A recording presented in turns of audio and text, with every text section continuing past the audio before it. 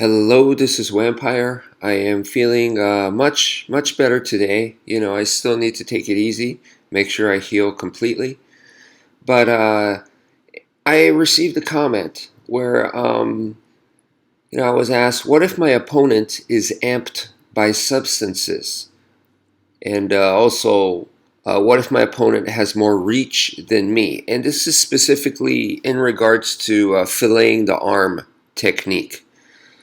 Um, so my answer to that is the OODA loop, and the reason why I'm answering that way is because look, these questions are they're legitimate concerns. I agree, they're 100% legitimate concerns, but they're also endless. We could go, well, what if the guy has a gun?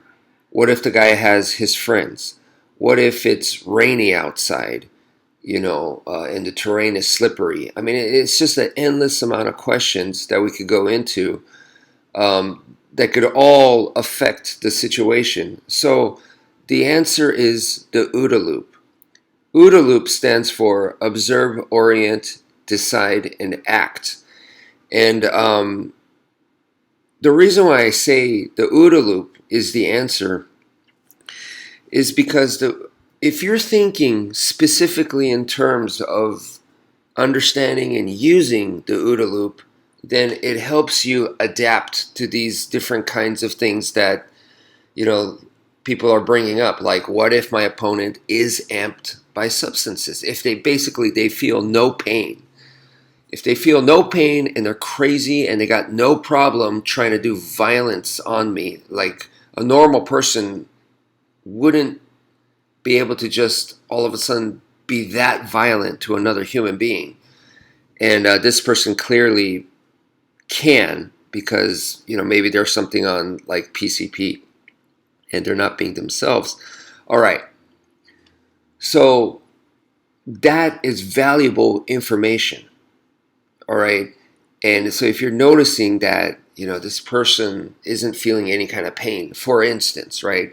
So if you're noticing something like that, using the OODA loop helps you. Well, first, you have to observe it and notice it.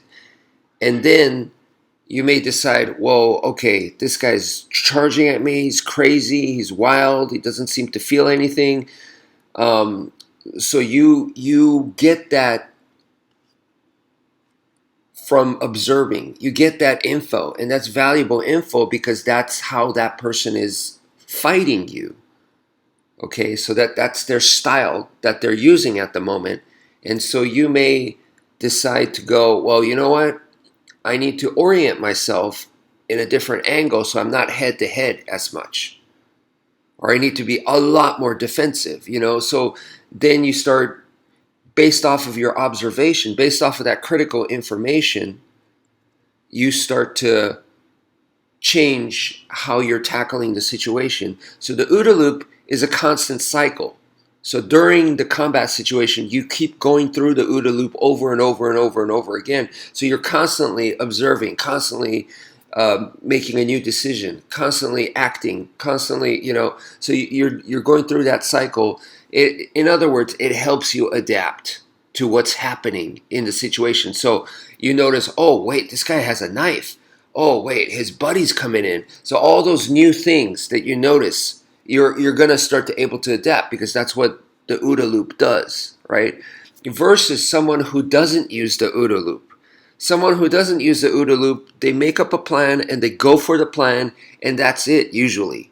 They just, if that plan's not working, they just keep trying to make it work, And that is the human nature for a lot of people. Under stress, it's difficult to think. It's difficult to think of something new. It's difficult to even think of adapting if you're not even thinking of adapting. All you're thinking about is, I'm just going to do my first plan. Or you may not even really have that much of a plan. You're just going, I just want to hit him in the face. And you're just trying to do that over and over and over again. That's what happens to a lot of people. So the OODA loop helps you get out of that kind of mindset and helps you adapt more to the situation.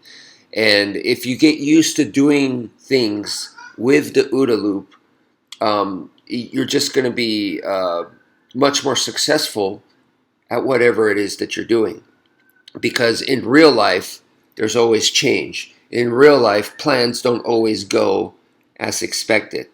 So yeah, that's the best answer that I could give you guys. That's it for now. Thank you for viewing, and take care, folks.